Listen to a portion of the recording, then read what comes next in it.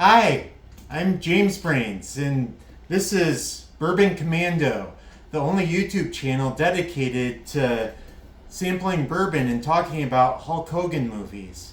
Today we are just going to focus on World Whiskey Society's Green Code Straight Bourbon Whiskey from Kentucky. Kentucky, as you know, is someplace where they make liquor, specifically whiskey and even more specifically bourbon and rye whiskeys.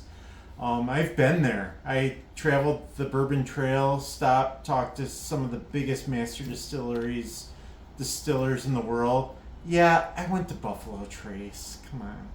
And I even got to go to places where like normal people aren't allowed.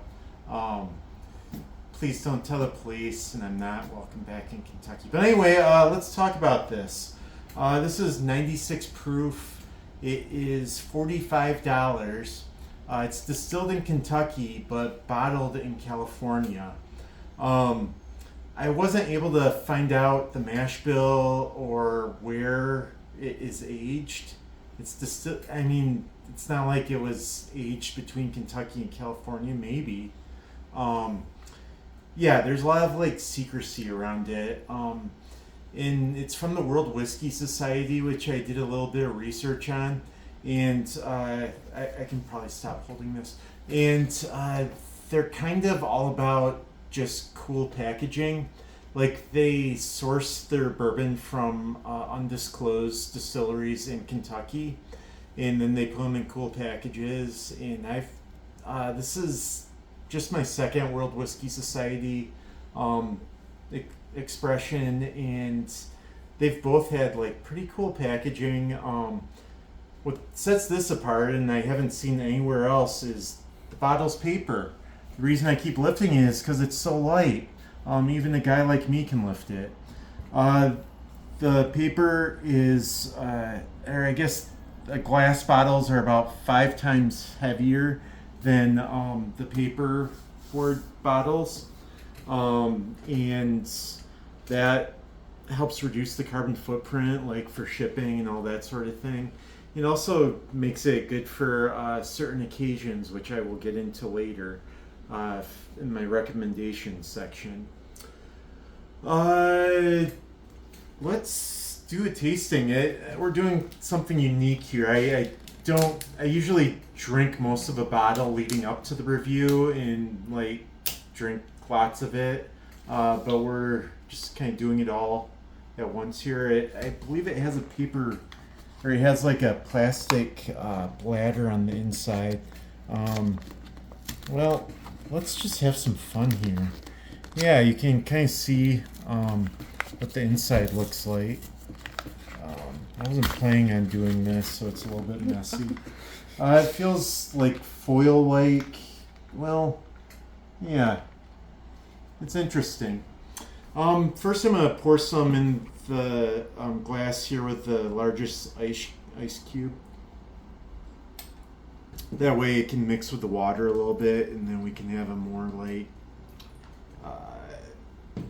I can speak to how it is with a little bit of water. And the cube melted a lot. I've been waiting a long time to do this review. It's my own fault though, so don't get snippy with anyone else. So yeah, I didn't get an age statement for this, but judging from how light it is, like when a whiskey is in the barrel for a long time, it tends to get darker because it's taking on more of the barrel, which is dark. It's charred on the inside and it's taking on more of the char. This looks a little bit lighter, so my guess would be it's not aged as long. Again, they're tight-lipped about those numbers though. Let's try the nose here.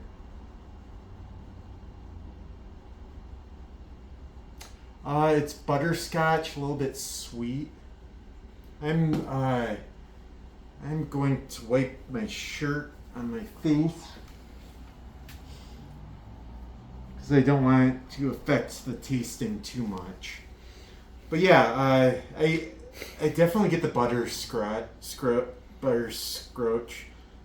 on there, and yeah, very very sweet nose. Not strong in the alcohol department. This is a 96 proof, which is it's good for kind of newer bourbon aficionados. Let's have a little taste.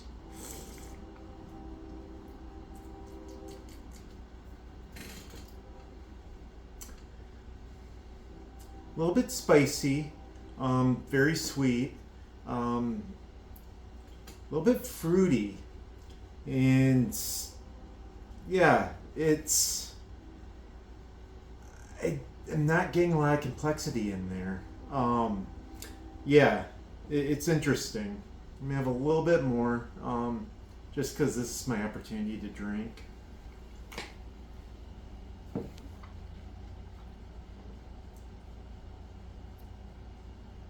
Nice finish. Nice warm finish. I feel it like on the back of my tongue. Nice long finish, long and smooth.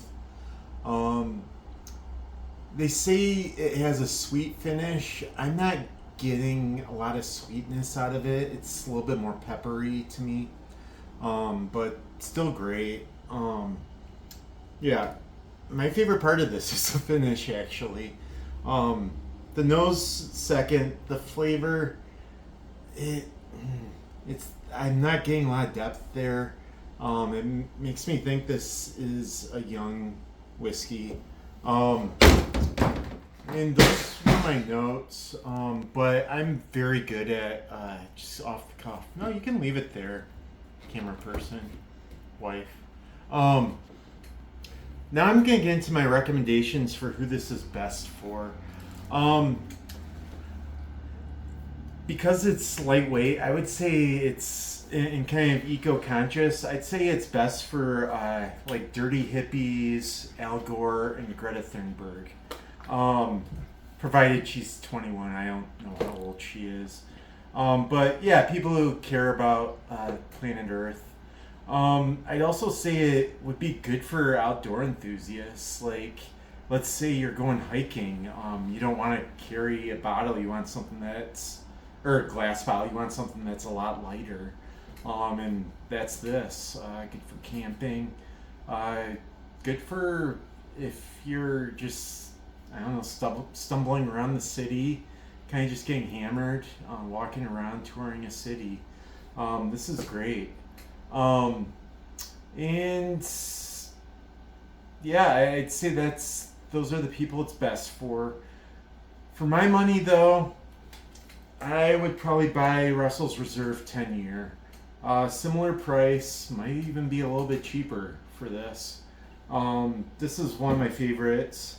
But yeah, there are a lot of good options at that price point that I would rather buy.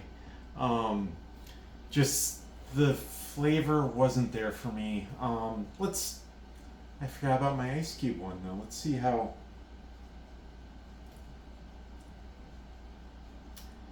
It is a little bit better with the ice cube. I'm tasting more flavors in there. The caramel is definitely more there once you get a little bit of water in there.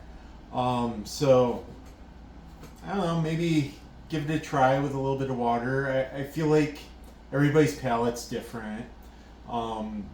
Some things that others like with a little bit, a splash of water in it. I like it straight up, neat. But this I think I would like on the rocks a little bit more. And maybe in a cocktail. But on its own, not a big fan. I would not be walking around town with this, just swigging off of it. Unless I was really hard up. Like, the economy and God. Anyway, I'm sure there's stuff I forgot to cover. Please let me know in the comments below. And if you've tried it, also let me know. What did you think? In the meantime, cheers.